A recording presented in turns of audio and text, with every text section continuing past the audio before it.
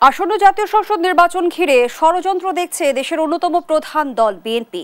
শুধু দেশে নয়, আন্তর্জাতিক পর্যায় থেকেও নির্বাচন নিয়ে ষড়যন্ত্র হচ্ছে এমন অভিযোগ করেছে দলটি। অন্যদিকে পিআর সহ 5 দফা দাবি নিয়ে রাজপথের আন্দোলনে নেমেছে জামায়াতে ইসলামী, আর এনসিপি চাইছে নির্বাচনের আগে দৃশ্যমান হোক বিচার এবং সংস্কার। ত্রিমুখী বাস্তবতার এই রাজনীতিতে জুলাই সনদ বাস্তবায়ন প্রশ্নেও রাজনৈতিক অঙ্গনে দেখা যাচ্ছে মত পার্থক্য। সেই সঙ্গে অভ্যুত্থানের পক্ষের শক্তিগুলোর মধ্যেও তৈরি হয়েছে দ্বিধা বিভক্তি। সংকটের বৃত্তে আবর্তিত হতে থাকা এই রাজনীতিতে সামনের দিনে কোন পথে অগ্রসর হচ্ছে আমরা, এই প্রেক্ষাপটে আমাদের আজকের আলোচনা। দর্শক, আমি ফারনাজ জুই, সবাইকে আমন্ত্রণ জানিয়ে শুরু করছি দেশ টেলিভিশনের নিয়মিত আয়োজন দেশ সাম্প্রতিক। নিবেদন করছে Arail angle channel and square বার। আজকের আলোচনা এগিয়ে নিতে স্টুডিওতে আছেন দুজন সম্মানিত অতিথি। চলুন একে একে পরিচিত হই। আছেন অধ্যাপক ডক্টর হাসানাত আলী, উপাচার্য, নওগাঁ বিশ্ববিদ্যালয়। সেই সঙ্গে আরও আছেন রাজিকুজ্জামান রতন, সহসাধারণ সম্পাদক, বাসদ। দুজনকে আমন্ত্রণ জানাচ্ছি আজকের আলোচনায়। রাজিকুজ্জামান রতন, আপনাকে দিয়ে আলোচনাটা শুরু করতে চাই। যেমনটি বলছিলাম যে রাজনীতির দিকে যদি আমরা তাকাই, আমরা দেখছি যে জুলাই সনদ বাস্তবায়ন প্রশ্নে মত পার্থক্য লক্ষ্য করা যাচ্ছে। পিআর পদ্ধতির দাবিতে নির্বাচনের বিষয়ে জটিলতা তৈরি হয়েছে এবং রাজনৈতিক দলগুলোর এক এক দাবিতে কিন্তু আমরা ত্রিমুখী বাস্তবতা দেখছি। এই বাস্তবতায় আসলে আমরা কোথায় অগ্রসর হচ্ছি, বা রাজনীতির আবহাওয়াটা যদি বুঝতে চাই, কেমন লক্ষ্য করছেন? ধন্যবাদ। রাজনীতিতে একটা দৃশ্যমান বিতর্ক আছে, দৃশ্যমান মারমুখী প্রতিদ্বন্দ্বিতাও আছে এবং পরস্পর বিরোধী বক্তব্যও আছে। কিন্তু রাজনীতির এই দৃশ্যমান বাস্তবতার অন্তরালে আর একটা বাস্তবতা কিন্তু কাজ করছে। সেটা কি? আজকেও শ্রমিকরা রাস্তায় দাঁড়িয়েছে তাদের যে চাকরিরত অবস্থায় যে বেতনটা বকেয়া ছিল সেটা তারা পাবে কিনা। আজকেও আমাদের বাংলাদেশে এই বিষয়টা আলোচনায় আছে যে মানুষের মাথাপিছু আয় বৃদ্ধির একটা হিসেব আমরা সরকারের পক্ষ থেকে পেলাম, $2,593 মাথাপিছু আয়। কিন্তু অন্য বাস্তবতা হচ্ছে 26% বেশি মানুষ দারিদ্র্যসীমার নিচে বসবাস করছে। আমরা গত প্রায় 10 মাসে প্রায় 10,000-এর উপর নতুন কোটিপতির জন্ম হয়েছে বলে বাংলাদেশ ব্যাংক বলছে। আবার সেই সময় আমরা দেখছি যে কোটি কোটি মানুষের তাদের সঞ্চয় দিনের পর দিন কমছে বা সঞ্চয় ভেঙে তাদের খেতে হচ্ছে।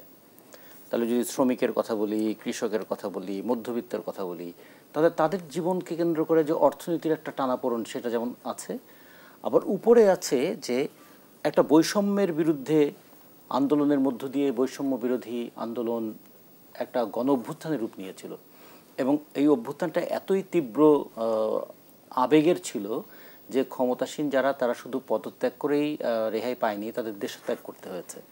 তাহলে মানুষের আকাঙ্ক্ষার তীব্রতাটা কত বড় এটা আমরা দেখেছি এবং সেই আকাঙ্ক্ষাটা বাস্তবায়নের পথ কি, একটা ড্রিমকে রিয়ালিটিতে রূপান্তরিত করব কি দিয়ে। সেই ক্ষেত্রে তাহলে যে সংস্কারের কথা এসেছিল সেই সংস্কারগুলো কোথায় হচ্ছে, রাজনীতিতে এবং আচরণে কি? গায়ের জোরের রাজনীতি কি আবারও বাংলাদেশে প্রতিষ্ঠিত হলো? দেশের অভ্যন্তরে আমরা মব সংস্কৃতির নামে এক ধরনের আইনকে নিজের হাতে তুলে নেওয়ার যেটা দেখেছিলাম, আবার দেখলাম দেশের বাইরেও নানাভাবে হামলা, নানা ধরনের কটূক্তি, এবং এই হামলা কটূক্তিতে যেমন একটু দুঃখ পাওয়ার ব্যাপার আছে, লজ্জা পাওয়ার ব্যাপার আছে, এমনকি কখনো কখনো এখানে ক্রোধ আমাদের তৈরি হচ্ছে। কিন্তু আবার দেখুন ওইদিকেও বাইরেও যেমন হচ্ছে, দেশের মধ্যেও যে ফেসবুকে পরস্পরের চরিত্র হনন করা নিয়ে কত রকমের কথাবার্তা হচ্ছে। একদল আরেক দলকে বলছে ভণ্ড, আর একদল বলছে যে ওদের কোনো পায়ের নিচে মাটিই নেই। তো এই যে কথাবার্তার যে কথামালা হচ্ছে, এর মধ্য দিয়ে কিন্তু প্রধান আঘাত পাচ্ছে কোনটা? আঘাত পাচ্ছে গণতান্ত্রিক সংস্কৃতিটা, আর আড়াল হয়ে যাচ্ছে কোনটা? মানুষের দুঃখ কষ্ট। তাহলে একদিকে গণতান্ত্রিক সংস্কৃতির উপর আঘাত চলছে, আর একদিকে মানুষের অর্থনৈতিক কষ্টটা আড়ালে চলে আসছে। কিন্তু এখান থেকে সমাধানের পথ ছিল এইটা যে সুষ্ঠু, অবাধ, গ্রহণযোগ্য নির্বাচন করে নির্বাচিত সরকার তার হাতে দায়িত্বটা দিয়ে দেওয়া। তারা জনগণের আকাঙ্ক্ষার পরিপূরক সংবিধানের সংশোধনী যেমন আছে, যে প্রস্তাবগুলো ঐকমত্য কমিশনে এসেছিল সেই প্রস্তাবগুলো তারা পাশ করবেন, সেই অনুযায়ী বাস্তবায়ন করবেন। তারা যে কমিটমেন্ট করবেন, জনগণ প্রত্যাশা করে সেই কমিটমেন্ট তারা রক্ষা করবেন। কারণ কমিটমেন্ট রক্ষা না করলে এবং নিপীড়ন চালালে তার পরিণতি তো আমরা 2024 সালে দেখেছি। ফলে ওই পরিণতির পথে বাংলাদেশ হাঁটবে না। বাংলাদেশ একটা আগের তুলনায় উন্নততর গণতন্ত্রের দিকে যাবে, এই প্রত্যাশাটা আছে। কিন্তু এই যে প্রত্যাশা এবং প্রাপ্তির মাঝখানের একটা ফারাক কিন্তু তৈরি হয়েছে, এবং এই ফারাকটা তৈরি করার ক্ষেত্রে যারা আমরা দায়িত্বশীল রাজনৈতিক দল, সেই সঙ্গে প্রশ্ন এসেছে, আমাদের রাজনীতি কি জনগণের আকাঙ্ক্ষা পূরণ করতে পারছে, জনগণের ভাগ্য বদলে দিতে পারছে নাকি গুটি কয়েক ব্যক্তির ভাগ্য বদলে যাচ্ছে? আমরা যারা প্রতিষ্ঠিত রাজনৈতিক দল বলে যাদেরকে মনে করি, যারা রাজনীতিটা করবেন বলে জনগণের কাছে ওয়াদাবদ্ধ, তাদের আচরণটাও মানুষের মধ্যে একটা প্রশ্ন তৈরি করছে।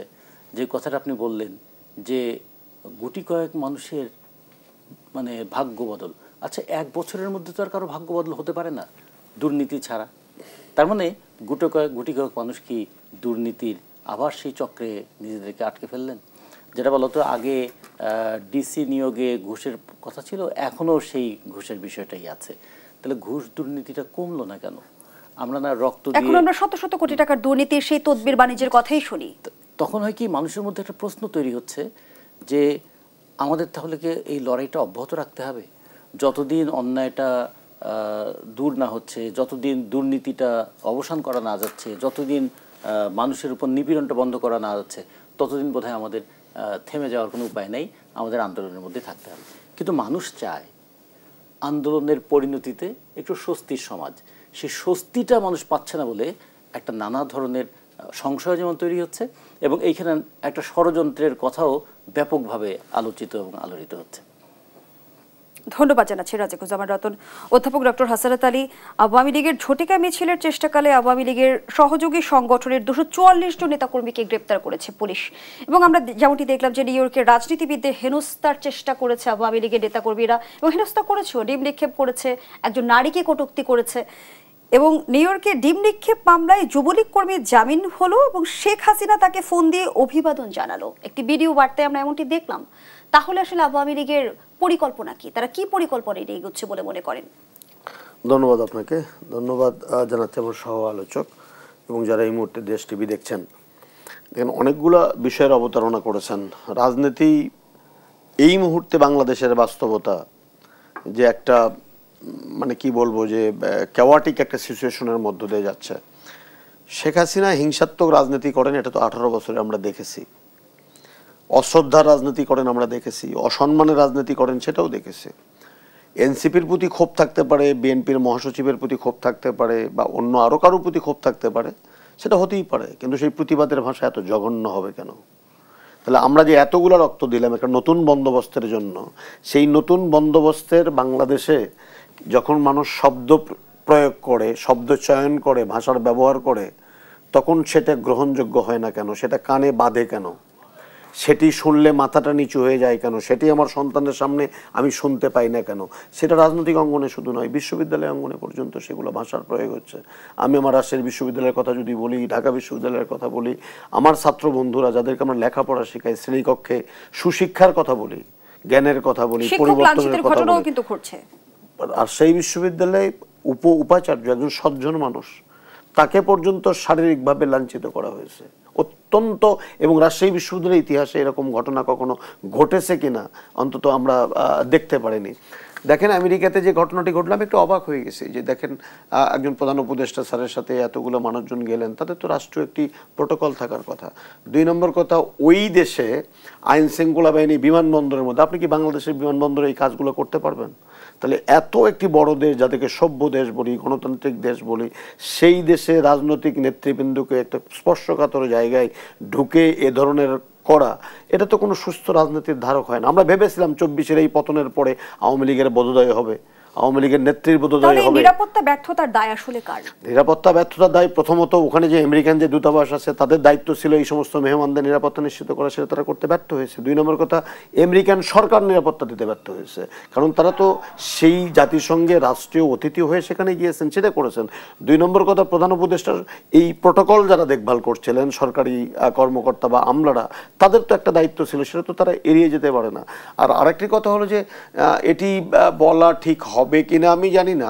বিএনপির মহাসচিব সেখানে গেলেন, বিএনপি তো অনেক বড় একটি দল, তাদের সেখানে লোকজন আছে, তাদের তো জানার কথা যে ধরনের একটি মব হতে পারে। তাহলে বিএনপির লোক সেখানে ওনার এই নিরাপত্তার জন্য আরেকটি সক্রিয় হলে তো এই ধরনের পরিস্থিতির মুখোমুখি নাও লাগতে পারত, সেটি হয়নি। দেখেন আমি আমি আমি জাতি প্রত্যাশা করেছিল বা আমরাও প্রত্যাশা করেছিলাম যে উভয় পক্ষই শিক্ষা নেবে এই 24-এর ঘটনা থেকে। আওয়ামী লীগ বা তাদের দোসর যাদেরকে বলি তারা শিক্ষা নেবে যে অশ্রদ্ধা করে, অসম্মান করে আসলে সুস্থ রাজনীতি করা যায় না।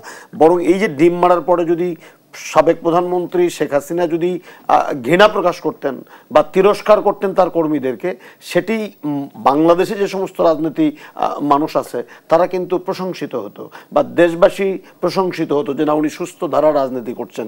কিন্তু এই হিংসাত্মক রাজনীতির মধ্য দিয়ে উনি নিজেকে আরেকবার ছোট করেছেন, ওনার দলকে ছোট করেছেন, ওনার নেতৃবৃন্দকে ছোট করেছেন। আপনি ছোট করে একটা কথা বলি, বেগম খালেদা জিয়া মৃত্যুর মুখোমুখি দাঁড়িয়েছিলেন এই একটি মামলায়, মিথ্যা বা অসত্য মামলায়। সেখান থেকে বের হয়ে যদি আপনি বলতে পারবেন শেখ হাসিনার বিরুদ্ধে একটি কটূক্তি উনি করেছেন, কোনো হিংসাত্মক কথা বলেছেন, তার নেতা নেত্রীদেরকে কোনো নির্দেশ দিয়েছেন যে তার বিরুদ্ধে কোনো কটূক্তি করার জন্য? তিনি ঐক্যের বাংলাদেশের কথা বলেছিলেন, তিনি সৌহার্দ্যের বাংলাদেশের কথা বলেছিলেন। তাহলে শেখ হাসিনা এই যে 1400 জন মানুষের রক্তের মধ্য দিয়ে যে দেশ, সেই দেশের রাজনৈতিক নেতৃবৃন্দ বিদেশে গেলেন, তাদেরকে স্বাগত না জানিয়ে উনি তার কর্মীরা যে উচ্ছৃঙ্খল আচরণ করলো, অগ্রহণযোগ্য আচরণ করলো, তাকে যে উৎসাহিত করছেন, তরুণ প্রজন্ম সেই রাজনীতিকে পছন্দ করে না, পছন্দ করার কোনো যৌক্তিক কারণও নাই। তো অতএব যদি শেখ হাসিনা বঙ্গবন্ধু কন্যা যদি মনে করেন যে তার দলের রাজনীতি, এই দীর্ঘ সংগ্রামের রাজনীতিকে আর একবার নতুন করে পেরেক মারবেন পিঠে, সেটা উনি করতেই পারেন এবং সেটা উনি করছেন। সেটা মানুষ খুব ভালোভাবে নিচ্ছে এমনটি নয়। হয়তো আওয়ামী লীগের নেতা কর্মীরা হয়তো উল্লাস করতে পারেন, দিন শেষে কিন্তু বাংলাদেশে যদি ভোটের রাজনীতি প্রতিষ্ঠিত হয়, গণতান্ত্রিক বন্দোবস্ত যদি হয় এবং ঐক্যমত্য কমিশনের মধ্য দিয়ে যে সংস্কারগুলো আলোচনা হচ্ছে, তত্ত্বাবধায়ক সরকার ব্যবস্থা যদি পুনর্প্রবর্তন হয়, প্রত্যেক 4 বছর পর পর যদি জনগণের কাছে ভোট চাইতে যেতে হয়, আওয়ামী লীগকে যদি কখনো রাজনীতি করতে হয়, তাহলে সুস্থ ধারায় ফিরে আসতে হবে। সুস্থ ধারায় ফিরে না এসে যেন তেন প্রকারে বাংলাদেশি রাজনীতি করা কিন্তু খুবই ডিফিকাল্ট হয়ে যাবে, খুবই কষ্টকর হয়ে যাবে। আপনি ভালো করে দেখেন এই তরুণ প্রজন্ম, আর যাই হোক, এখন আজকে গত কয়েকদিন আগে বলছিলাম যে ছাত্রলীগ যে স্লোগান দিয়েছে, তরুণ প্রজন্ম ছাত্র দলের মুখে সেই স্লোগান শুনতে চায় না। যুবলীগ যে স্লোগান দিয়েছে সেই স্লোগান যুব দলের মুখে শুনতে চায় না। আবার ঠিক আওয়ামী লীগ যে স্লোগানটা দিয়েছে, অশ্রদ্ধার বাংলাদেশ তৈরি করেছে, সেই অশ্রদ্ধার বাংলাদেশ তৈরি হোক এরকম কোনো কর্মকাণ্ড বিএনপির কাছ থেকে মানুষ প্রত্যাশা করে না। চাঁদাবাজি, দখলদারি, টেন্ডারবাজি, ব্যাংক লুট, যে সমস্ত অপকর্মগুলো হয়েছে, সেই অপকর্ম বিএনপি করুক বা অন্যান্য দল করুক বা এনসিপি করুক বা এই ধরনের কর্মকাণ্ডে জড়িত থাকুক, মানুষ সেটা এই 24-এ এসে প্রত্যাশা করে না। মানুষ প্রত্যাশা করে সুষ্ঠুভাবে তার ভোটটা করতে। কিন্তু প্রত্যাশার সাথে বাস্তবতার মিল দেখেন কি? না, বাস্তবতার মিল নেই বলেই তো আমার ভাই ইঙ্গিত দিলেন যে মানুষের প্রত্যাশার সাথে প্রাপ্তির অনেক ফারাক। আর এই বাস্তবতার সাথে প্রত্যাশার ফারাক আছে বলেই তো প্রতিদিন আমরা দেখি যে বিএনপির মতো একটি বড় দল, মানুষ মনে করে যে তারা ক্ষমতায় আসবে, তাদেরকে বহিষ্কার করতে হচ্ছে। রাজনীতিবিদরা কি জনগণ থেকে বিচ্ছিন্ন? তারা কি জনগণের প্রত্যাশার বিষয়টি বুঝতে পারছে না? শুধু এতটুকু বলি, জন আকাঙ্ক্ষা পূরণে যদি ব্যর্থ হয় রাজনৈতিক দলগুলা, তাহলে জনগণ সঠিক সিদ্ধান্ত নিতে কিন্তু ভুল করবে না। এটা কিন্তু মাথায় রাখতে হবে। কারণ যেহেতু জনগণের ভোটাধিকার যদি আপনি নিশ্চিত করেন, তারা যদি নির্ভয়ে তাদের ভোটাধিকার প্রয়োগ করে, আপনি যদি নির্বাচনে দাঁড়ান, আপনার আচরণ দেখব, কথাবার্তা দেখব, কর্মকাণ্ড দেখব, এবং আপনার দ্বারা যে নির্বাচনী এলাকা, সেই নির্বাচনী এলাকায় যদি আপনি চাঁদাবাজি করে থাকেন এই 5 তারিখের পরে, আপনি যদি মানুষের দোকান দখল করে থাকেন, নীরবে যদি গরু চুরি করে থাকেন বা অন্য কিছু করে থাকেন, আপনি ভুলে যেন না যে মানুষ আপনাকে ভোট দেবে। অতএব রাজনৈতিক দলকে খুব হিসাব করে পথ চলতে হবে যে এই 24-এ দাঁড়িয়ে আপনি হুমকি দেবেন, ধামকি দেবেন। ধন্যবাদ জানাচ্ছি অধ্যাপক ডক্টর হাসান আলী। রাজিকুজ্জামান রতন, রাজনীতিবিদরা সেই হিসেব নিকেশটা কতটা করছে? জন আকাঙ্ক্ষার বাস্তবায়ন কেন হচ্ছে না? আমরা প্রায় সময় রাজনীতিবিদদের বলতে শুনি জনগণ এটা চায় না বা জনগণ এটা চায়। তাহলে আসলে জনগণ কি শুধুমাত্র রাজনীতিবিদদের জন্য একটি অজুহাত মাত্র? রাজনীতিটা যখন হয়ে যায় ক্ষমতা কেন্দ্রিক, আর ক্ষমতাটা যখন হয়ে যায় যে স্বার্থকেন্দ্রিক, আর স্বার্থ মানে যখন টাকার স্বার্থটা সামনে চলে আসে, তখন লক্ষ্যটা হয়ে যায় টাকা উপার্জন করা। সেটা কিভাবে উপার্জন করা যেতে পারে। এটা পরিশ্রম করে নয়, এটা অন্যের উপার্জিত সম্পদ আত্মসাৎ করে। এই উপার্জিত সম্পদ আত্মসাৎ করার কতগুলো পথ আছে। আপনি ব্যাংকের মাধ্যমে করতে পারেন, শেয়ার মার্কেটের মাধ্যমে করতে পারেন, আপনি শ্রমিকদের মজুরি না দিয়ে করতে পারেন, অনাবশ্যক বিলাসী দ্রব্য সেগুলোর প্রতি মানুষের মোহ তৈরি করে তার বাজার সৃষ্টি করে আপনি মানুষের পকেট থেকে টাকা নিতে পারেন। আর পারেন কিভাবে, যে আপনি ক্রমাগত একটা সিন্ডিকেট করে অর্থনীতি, রাজনীতি এবং সংস্কৃতি তিনটাকে এক জায়গায় আটকে ফেলতে পারেন। আমরা যখন ফ্যাসিবাদ বলি, ফ্যাসিবাদের কিন্তু তিনটা রূপ আছে। ফ্যাসিবাদের একটা যেমন তার রাজনৈতিক মুখ আছে, একটা তার সাংস্কৃতিক প্রকাশ আছে, আর ভেতরে ভেতরে আছে তার একটা অর্থনীতির লুণ্ঠন প্রক্রিয়া। অর্থনীতিতে যদি লুণ্ঠন করার সুযোগটা না থাকতো, কেউই কখনো ফ্যাসিবাদী শাসন প্রতিষ্ঠা করতো না। একজন মানুষ আরেকজন মানুষের কাছে কেন শত্রুতা করবে? এই শত্রুতা কেউ করতো না যদি দেখতো আমার এই সাময়িক শত্রুতা করে আমি দীর্ঘমেয়াদে লাভ করতে পারি। তো ফলে একটা রাষ্ট্রের তখন দায়িত্ব কি দাঁড়ায়? রাষ্ট্রের প্রতিষ্ঠানগুলোর প্রাতিষ্ঠানিক একটা নিরপেক্ষতা লাগে, যে অন্যায় যেই করুক সেজন্য আইনের কাছে। কিন্তু বর্তমান বাস্তবতায় আবারও ফ্যাসিবাদী শক্তি কিভাবে মাথাচাড়া দিয়ে উঠছে সেটিও নিশ্চয়ই একটি প্রশ্ন। সে আলোচনায় ফিরতে চাই বিরতির পর। দর্শক, দেশ সম্প্রতিকের এই পর্যায়ে একটা বিরতি নিচ্ছি, সাথেই থাকুন। আবারও আমন্ত্রণ, আপনারা দেখছেন দেশ টেলিভিশনের নিয়মিত আয়োজন দেশ সাম্প্রতিক। নিবেদন করছে Arail angle channel and square বার। আমরা আবারও ফিরছি আলোচনায়। রাজিকুজ্জামান রতন, যে প্রশ্নটি রেখে বিরতিতে গিয়েছিলাম, ফ্যাসিবাদী শক্তি আবারও কিভাবে মাথাচাড়া দিয়ে উঠছে? ফ্যাসিবাদের ভিত্তিটা যদি থাকে তাহলে কোনো না কোনো ফর্মে সেই ফ্যাসিবাদ আবার মাথাচাড়া দিয়ে উঠবে। ভিত্তিটা বলেছে অর্থনীতিতে। অর্থনীতির লুণ্ঠনটা যদি অবাধ থাকে, ফ্যাসিবাদের ভিত্তি হচ্ছে সংস্কৃতিতে। আমি যা করব সেটাই ঠিক, আপনি যা করবেন সেটাই ভুল, সেই মানসিকতা যদি থাকে। আর ফ্যাসিবাদের যদি রাজনীতিতে, মানে আমি সব কিছু ক্ষমতা কুক্ষিগত করে ফেলবো। ফলে রাজনীতিতে, অর্থনীতিতে এবং সংস্কৃতিতে ফ্যাসিবাদের যদি ভিত্তিটা থেকে থাকে, তাহলে উপরিকাঠামোতে ফ্যাসিবাদ দূর হবে কেমন করে? ফলে আমরা এই জন্য মনে করি যে এই ভিত্তির জায়গাগুলোতে আঘাত করা উচিত। আমাদের সংবিধানের 20 নম্বর অনুচ্ছেদের কথাটা আমরা বারবার বলতে বলতে আমরা হয়তো মানুষেরও বিরক্তির কারণ হয়েছি। আমরাও মাঝে মাঝে অতি কথনে নিজেদেরকেও মানে হতাশ লাগে যে অনুপার্জিত আয় ভোগ করা যাবে না। এই ছোট্ট একটা কথা, এই ছোট্ট একটা কথার মধ্যে অনেক কিছু আছে। এটাকে যদি বাস্তবায়ন করা যেত তাহলে রাজনীতি থেকে দুর্নীতিটা দূর হয়ে যেত। একজন পার্লামেন্ট মেম্বার, জনগণ যার জন্য ট্যাক্স দেয়, ট্যাক্সের টাকায় যার 5 বছরের জন্য সমস্ত খরচ নির্বাহ হবে, সে কেন আবার আলাদা করে ব্যবসা করবে?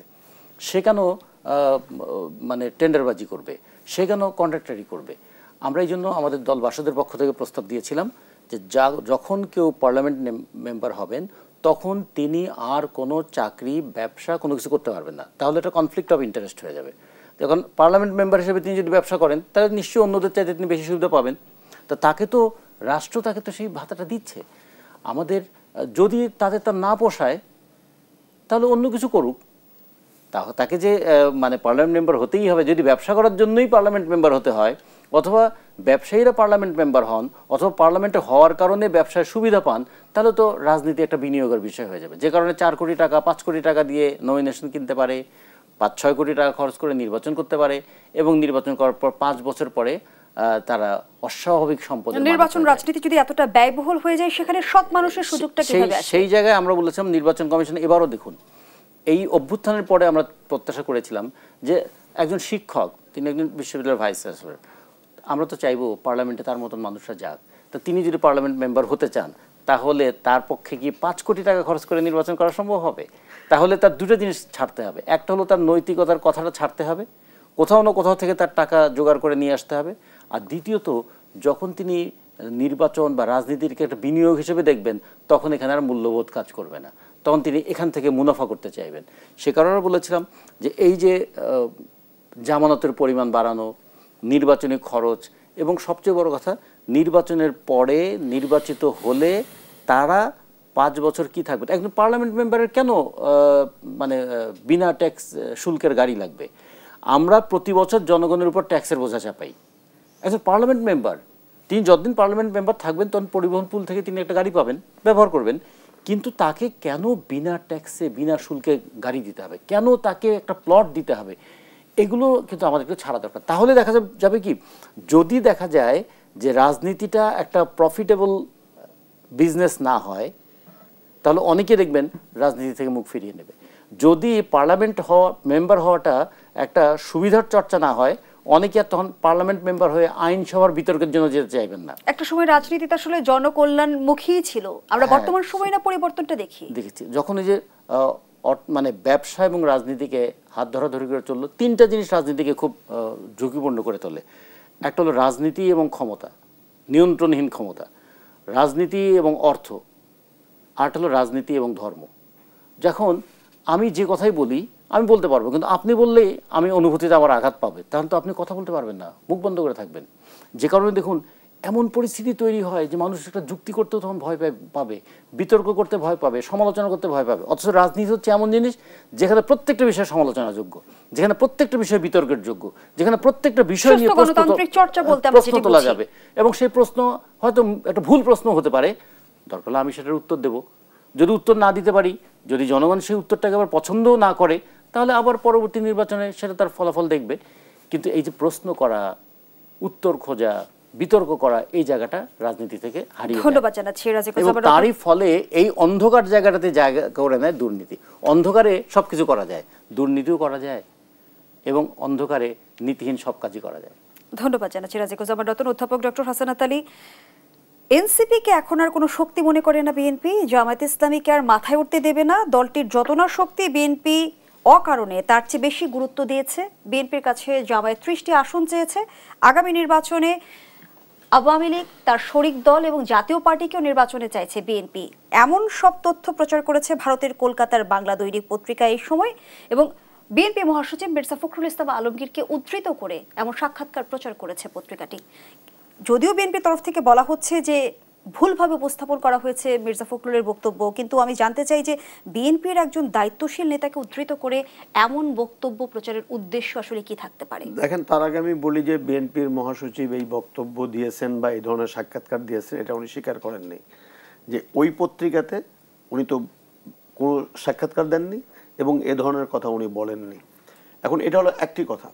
ভারতীয় প্রচার মাধ্যমের কথা যদি আপনি বলেন, 5 তারিখের পরে হেন প্রচার নেই, হেন অপপ্রচার নেই, হেন মিথ্যাচার নেই যে বাংলাদেশের বিরুদ্ধে করা হয়নি।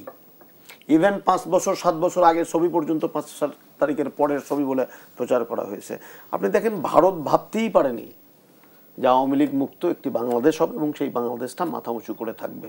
ভারত চিন্তাই করতে পারেনি যে শেখ হাসিনা মুক্ত একটি বাংলাদেশ থাকবে, সেই বাংলাদেশের অর্থনীতি অন্তত ঘুরে দাঁড়াবে, এটা চিন্তাই করতে পারেনি। এই জায়গায় থেকে ভারত কি বলল সেটি খুব গুরুত্বপূর্ণ বিষয় নয়, এটি এক ধরনের অপপ্রচার বলেই আমি মনে করি। তবে দেখেন, এনসিপিকে নিয়ে তো আমরা স্বপ্ন দেখেছিলাম, কিন্তু সেই স্বপ্ন আর বাস্তবতার সাথে কি আমরা মিল খুঁজে পাই না। তো পাইলে ভালো হতো। একটা নতুন একটি রাজনৈতিক দল, তাজা রক্ত, যারা 24কে সৃষ্টি করেছেন, কিন্তু তাদের মধ্যে সেই বাস্তবতার সাথে সেই জনমানুষের প্রত্যাশার কাছ থেকে একটু দূরত্ব তৈরি হয়ে গেছে। বিএনপি মানুষ মনে করে যে আওয়ামী লীগের অনুপস্থিতিতে বা জাতীয় পার্টির যেটা আছে সেগুলোর উপস্থিতিতে একটি বড় ধরনের রাজনৈতিক দল হিসেবে তাদের নেতা সর্বোচ্চ চেষ্টা করার পরেও এখনও প্রায় প্রত্যেক দিন বিভিন্ন অপকর্মের জন্য বা বিভিন্ন অগ্রহণযোগ্য কাজের জন্য তাদেরকে বহিষ্কার করতে হয়। এগুলো তো করতে হচ্ছে।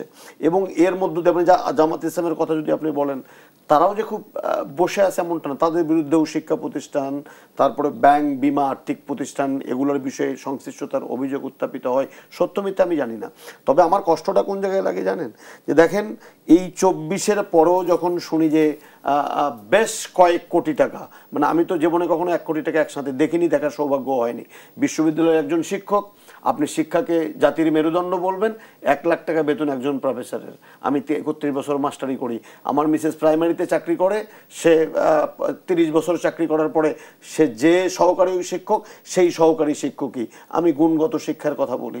আমার কষ্ট লাগে যে যদি আমাদের দেশের মন্ত্রীর, সচিব এবং বড় বড় আমলা ব্যবসায়ীদের ছেলেমেয়েরা যদি এই দেশে লেখাপড়া করতো শিক্ষা প্রতিষ্ঠানে, তাহলে এই শিক্ষা সেক্টরটা এত অবহেলিত এবং এত বঞ্চিত থাকতো না। তো সেই জায়গাতে যখন আমি দেখি একজন ডিসির পদোন্নতির সত্য মিথ্যা যাই না, গোয়েন্দা সংস্থাগুলো খুবই দেখা দরকার। যেমন নওগাঁর ডিসি মহোদয় চিটাগাঙ্গে বদলি হয়েছেন, হতেই পারেন রুটিন দায়িত্ব, কেন তার সাথে এই অভিযোগ উত্থাপিত হবে যে বেশ কিছু টাকা লেনদেনের অভিযোগ উত্থাপিত হয়েছে। এর আগে যখন ডিসি হইলো তখন হইলো একজন সচিব, কোন এক সচিব, তার বিরুদ্ধে অভিযোগ, আর একজন সাবেক সচিব প্রকাশ্যে ফেসবুকে বললেন, আমি অবাক হয়ে গেছি। এগুলা শুধু রাজনীতিবিদকে আমি দোষ দেবো কোত্থেকে? গোটা প্রশাসন যন্ত্র তো এ ধরনের একটা অপকালচার বা অপসংস্কৃতির মধ্যে দেখেছে। রাজিকুল ভাই বললেন যে ভোটে দাঁড়াবেন, আমি তো স্বপ্নই দেখি না, এক সময় রাজনীতি করবো ভাবতাম।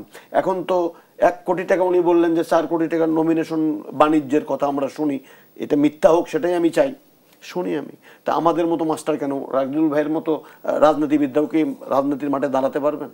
এই সংস্কার তো হওয়া দরকার। কিন্তু অধ্যাপক ডক্টর হাসানাত আলী, আপনি বলছিলেন যে ভারতীয় মিডিয়া কি বললো তা যায় আসে না, কিন্তু আমরা তো জানি যে পতিত শক্তির একটা বড় অংশ ভারতে অবস্থান করছে এবং খোদ প্রধান উপদেষ্টাই জানিয়েছেন যে নির্বাচন বানচালের এক ধরনের ষড়যন্ত্র হচ্ছে।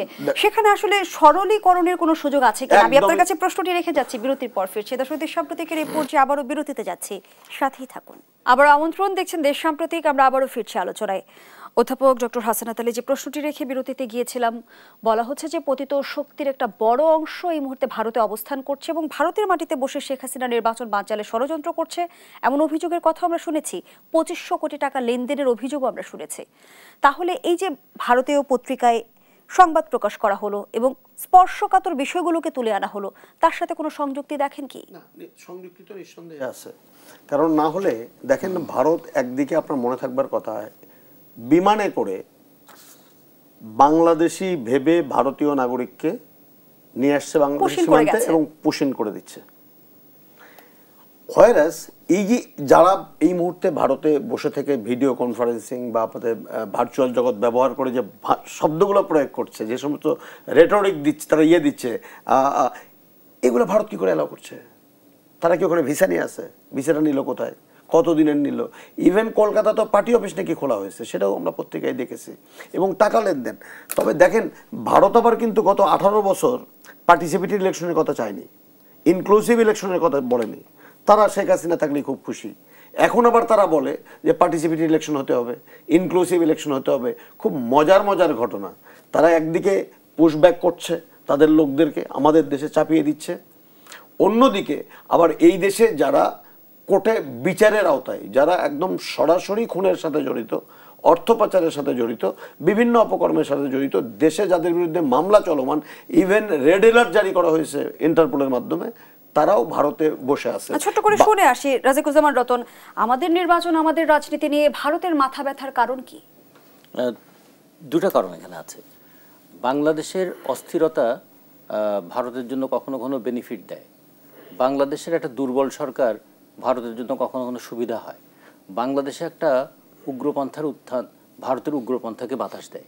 ফলে এই ক্ষেত্রে একটা প্রতিবেশী হিসেবে প্রতিবেশীর পাশে গণতান্ত্রিকভাবে থাকার চাইতেও কর্তৃত্বমূলক মানসিকতা দিয়ে থাকে। ফলে যে কাজটা করলে তার কর্তৃত্ব করার সুবিধা হবে সেই কাজটা সে করে। মানে প্রফেসর হাসনাত আলী তো রাইটলি বলেছেন, যদি অবৈধ বাংলাদেশিকে ফেরত পাঠানোটাই প্রধান হয়, তাহলে যারা ওখানে আছে তারা শুধু অবৈধভাবে আছে তা না, তারা তো ভারতের সংস্কৃতিটাকে নষ্ট করছে। এই অর্থে বলবো, তারা বিপুল পরিমাণে অবৈধ অর্থ নিয়ে গেছে, সে অর্থ তাদের বাজারে কি তার প্রভাব পড়ছে না? ফলে সেক্ষেত্রে দেখুন কোন জায়গা দিয়ে পুশব্যাক হচ্ছে আমাদের এখানে। পশ্চিমবঙ্গ সীমান্ত, আসাম সীমান্ত, ত্রিপুরা সীমান্ত, এইগুলো দিয়ে তার মানে বাংলাদেশ চারিদিক থেকে একটা যদি চাপের মধ্যে থাকে, এই চাপের মধ্যে থাকা বা চাপের মধ্যে রাখা, এইটা কিন্তু একটা বন্ধুত্বপূর্ণ সম্পর্কের জন্য বড় অন্তরায়। তাহলে যারা বন্ধুত্বপূর্ণ সম্পর্কের চাইতে কর্তৃত্বপূর্ণ সম্পর্ক করতে চায়, তারা তো নানা ধরনের সুবিধাগুলোকে দেবে। এই জন্য দেশে একটা গণতান্ত্রিক সরকার খুব দরকার। একটা গণতান্ত্রিক সরকার বলবে যে আমি কিন্তু জনগণের ম্যান্ডেট নেওয়া মানুষ, আমি কিন্তু জনগণের ম্যান্ডেট নিয়েছি এবং তোমাকে কিন্তু কথা বলতে হবে একটা রাষ্ট্রের সঙ্গে, একটা সরকারের সঙ্গে। যেমন ধরুন ট্রাম্পের কথাটা চিন্তা করুন, ট্রাম্প কিভাবে কানাডার উপর কর্তৃত্ব করতে চেয়েছে, আবার কানাডিয়ান গভর্নমেন্ট কিভাবে সেটাকে তারা বলেছে। তারা বলছে আমি তো একটা সরকার, তো আমি তো ব্যক্তি না। তো ফলে এই ধরনের এক ধরনের মর্যাদাপূর্ণ সম্পর্ক আমাদের রাষ্ট্রগুলোর মধ্যে থাকা দরকার। আর আরেকটা বিষয় একটু খুব আমাদের ভাবা দরকার যে আমাদের অর্থনীতিতে একটা দারুণ মানে শিফটিং হচ্ছে। শিফটিংটা কীরকম? একসময় প্রধান বাণিজ্যটা হতো ভারতের সঙ্গে, এখন কিন্তু প্রধান বাণিজ্যটা হয় চীনের সঙ্গে। এবং আমাদের এখানে নানা ধরনের স্টেক হোল্ডার আছে, এখানে জাপানি বিনিয়োগ, এখানে রাশিয়ান বিনিয়োগ, এখানে আবার আমেরিকান ইন্টারফেয়ারেন্স। ফলে বাংলাদেশটাকে সবাই মনে করছে এটা এমন একটা কেক যাকে সবাই টুকরো টুকরো করে নিজেদের পক্ষে কাজে লাগাতে পারবে। ফলে বাংলাদেশের গভর্নমেন্টের এখানে খুব ভালো ভূমিকা থাকা দরকার।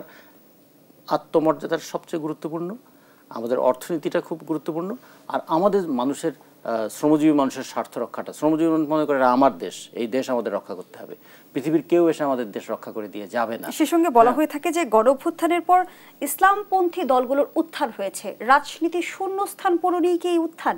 আপনি কিভাবে দেখেন বিষয়টিকে? দুটো জিনিস দেখুন, যে ধর্ম একটা গুরুত্বপূর্ণ বিষয় মানুষের জীবনের ক্ষেত্রে, কিন্তু ধর্মকে যখন রাজনীতিতে ব্যবহার করা হয় তখন নানা প্রবলেম তৈরি হয়। প্রবলেম কি? তখন এক ধর্মের মধ্যেও নানা ধরনের তৈরি হয়। ভারতেও চিন্তা করুন, ভারতে বিজেপি একটা ধর্মভিত্তিক রাজনৈতিক দল না? তাই ধর্মভিত্তিক রাজনৈতিক দল ভারতে ক্ষমতায় আছে। ভারতে কি পুঁজিবাদ দূর হয়েছে? ভারতে কি বৈষম্য দূর হয়েছে? ভারতে কি আঞ্চলিক পার্থক্যগুলো দূর হয়েছে? ভারতের মানুষের মধ্যে গণতান্ত্রিক মর্যাদাপূর্ণ সম্পর্ক কি প্রতিষ্ঠিত হয়েছে? নাকি ধনী আরও ধনী হচ্ছে ওখানে? ফলে আমরা মনে করি ধর্মের আবেগকে কাজে লাগিয়ে যারা ব্যবসাটাকে প্রধান করতে চায়, ধর্মের আবেগটাকে কাজে লাগিয়ে যারা শোষণটাকে রক্ষা করতে চায়, তারা আর এক দিক থেকে কিন্তু মানুষের সঙ্গে একটা প্রতারণাও করে। ফলে আমরা মনে করি বাংলাদেশের জনগণ ডিসিশন নিক। বাংলাদেশের জনগণ তারা তো তাদের অভিজ্ঞতাটাও তো হওয়া দরকার। যদি একটা ভুল চিন্তাকেও জনগণ ভোট দিয়ে সমর্থন করে, পরে আর একদিন মানুষ সেটার বিরুদ্ধে আবার। ধন্যবাদ জানাচ্ছি রাজিকুজ্জামান রতন। অধ্যাপক ডক্টর হাসানাত আলী, এ বিষয়ে আপনার মন্তব্য জানতে চাই। ইসলামপন্থীদের উত্থানের বিষয়টি আপনি কিভাবে দেখছেন? দেখেন, ইসলামপন্থীরা উত্থান বা পতন সেটি তো নির্ধারিত হবে জনগণের, যদি ভোটাধিকার প্রয়োগ করে যদি এটা প্রমাণিত হয়, তাই না? এখন একটা জিনিস হচ্ছে যে দেখেন, এই যে নতুন করে আমি এটা জানতামও না বেশি, যে বট বাহিনী না কি জানি বলে, যে যারা ফেসবুকের মাধ্যমে যে ধরনের প্রচার, কিন্তু রাজনীতি বিশ্লেষকরা কিন্তু বলে, অধ্যাপক ডক্টর হাসানাত আলী, যে প্রতিষ্ঠা লগ্ন থেকে ইসলামপন্থীরা এখন সবচেয়ে বেশি সুবিধাজনক অবস্থায় আছে। আসলে কি তাই? দেখেন, সুবিধাজনক থাকবে না অসুবিধাজনক থাকবে, এটা তো নির্ভর করে তাদের কর্মকাণ্ডের উপরে, অন্যান্য রাজনৈতিক দলের কর্মকাণ্ডের উপরে। আমাদের দেশ ধর্মীয় গোঁড়ামি বলেন, ধর্ম পালন তারা করে, ধর্মের প্রতি তাদের শ্রদ্ধাবোধ ভালোবাসা সব জায়গায় আছে, কিন্তু ধর্মীয় গোঁড়ামি বা অন্ধত্ব এটা কিন্তু এই দেশের মানুষ খুব বেশি পছন্দ করে না। তবে এক ধরনের প্রচার যে ধর্মীয় দলগুলো অনেকটা আগে যাচ্ছে, সেটা যদি হয়, খারাপের তো কিছু নাই। তবে আমি মনে করি যে এই এগিয়ে যাওয়া বা পিছিয়ে যাওয়া এটা নির্ভর করবে আগামী নির্বাচনে দলগুলো অংশগ্রহণ করলে জনগণ সেটা কিভাবে নিল, সেটা হলো চূড়ান্ত বিচারে। তবে একটা জিনিস হলো, দেখেন, আমি যে একটা ছোট করে কথা বলে শেষ করে দেব, আমি আবারও একটু আমেরিকায় যেতে চাই। এই যে আমাদের যে আক্তার এবং যারা আমাদের কন্যা তুল্য বা ছোট বোন তুল্য, তাদেরকে কেন্দ্র করে যে ভাষায় গালিগালাজ করা হয়েছে, খারাপ লেগেছে। আচ্ছা জুই, আমার তো খারাপ সেদিন লেগেছিল যেদিন ঢাকা বিশ্ববিদ্যালয়ে একজন ছাত্রীকে গণধর্ষণ করার হুমকি দেওয়া হয়েছিল। আমারও কিন্তু সেদিন খারাপ লেগেছিল। যেদিন মিটফোর্ডের ঘটনা নিয়ে আমি আপনার এখানেই বলেছিলাম, যখন একটি রাজনৈতিক দলের নেতা সম্পর্কে অকথ্য ভাষায় গালিগালাজ করা হয়েছিল, ডাকসু নির্বাচনের পরে যখন বিশ্রী ভাষায় স্লোগান দেওয়া হয়েছিল, এগুলো কারা দেয় জুই? এই ভাষা প্রয়োগ করে যদি আপনি ইসলামের, যদি আপনি সৌহার্দ্যের কথা বলেন, ভ্রাতৃত্বের কথা বলেন, সাম্যতার কথা বলেন, আপনি বলতেই পারেন, কিন্তু ইসলামের মূল সৌন্দর্য কিন্তু পরমত সহিষ্ণুতা। ইসলামের মূল সৌন্দর্য কিন্তু আপনি অন্যের মতের প্রতি, অন্যের ধর্মের প্রতি শ্রদ্ধাশীল থাকা। ধন্যবাদ জানাচ্ছি অধ্যাপক ডক্টর হাসানাত আলী। রাজিকুজ্জামান রতন, শেষ প্রশ্নটি আপনার কাছে রাখতে চাই। আমরা দেখি যে জনগণের অধিকার হোক কিংবা রাষ্ট্র কিংবা সমাজে নানা বৈষম্যের কথা হোক, সবার আগে তুলে ধরে কিন্তু বামভিত্তিক রাজনৈতিক দলগুলো, কিন্তু রাজনীতিতে তাদের অবস্থান কেন পিছিয়ে? এটা খুবই দুঃখজনক যে যখন নির্বাচনটা টাকার খেলায় পরিণত হয়, যখন নির্বাচনটা পেশি শক্তি দ্বারা প্রভাবিত হয়, যখন নির্বাচনে প্রশাসনিক শক্তিটা সামনে চলে আসে এবং ক্ষমতা এবং দুর্নীতি যখন হাত ধরাধরি করে চলে, তখন শুধু বামপন্থী না, আপনি সমাজে একটা ভালো মানুষও খুঁজে পাবেন না। একটা সময় আপনি খেয়াল করবেন যে এলাকার সবচেয়ে ভালো বিশিষ্ট মানুষরা চেয়ারম্যান হতে চাইতেন। এখন চেয়ারম্যানের সঙ্গে কি শব্দটা যুক্ত হয়েছে? যে চেয়ারম্যান মানেই তিনি দুর্নীতির সঙ্গে যুক্ত থাকেন, গমচোর। হ্যাঁ, তাহলে এটা কেন হলো? মানে মানুষের যে জায়গাগুলো প্রতিবাদের জায়গা ছিল, মানুষের যে জায়গাগুলো সম্মানের জায়গা ছিল, মানুষের যে জায়গাগুলো শ্রদ্ধার জায়গা ছিল, সেগুলোকে ক্রাশ করাটাই যেন কাজ হয়ে দাঁড়িয়েছে। এখন ধরুন এবারও দেখুন, যে ছাত্ররা বুকের রক্ত দিয়ে একটা প্রতিরোধ গড়ে তুললো, সেই ছাত্র সমাজকে সবার আগে কলুষিত করে তুললো না। ফলে এটারও কিন্তু একটা পুরনো পরিকল্পনা আছে যে মানুষের ভরসার জায়গাগুলো শেষ করে দাও। মানুষের ভরসার জায়গাগুলো শেষ করলে মানুষ যখন আশাহীন, ভরসাহীন, তখন যে কোনো একটা অবলম্বন সে ধরতে চাইবে। আমরা মনে করি যে এইটা খুবই গভীরভাবে ভাবতে হবে। শুধু বামপন্থীদের কথা আমি বলছি না, সমাজে একটু সুস্থ মানসিকতা নিয়ে, সমাজে একটু সঠিক চিন্তা নিয়ে, সমাজে একটু নীতি নির্ভর কাজ করতে যারাই যাবেন তাদের কিন্তু এই কথা শুনতে হয়। ওই সমস্ত নীতি কথার ভাত নাই। এটা কিন্তু আমরা প্রত্যেকেই শুনতে শুনতে অভ্যস্ত হয়েছি। তার মানে আমাদের বাচ্চাদেরকেও শেখাচ্ছি আমরা সৎ থেকো না। অসংখ্য ধন্যবাদ জানাচ্ছি রাজিকুজ্জামান রতন, ধন্যবাদ জানাচ্ছি অধ্যাপক ডক্টর হাসান আলী আপনাকে। দর্শক, শেষ করছি দেশ সম্প্রতিকের আজকের আয়োজন। ধন্যবাদ এতক্ষণ আমাদের সাথে থাকার জন্য।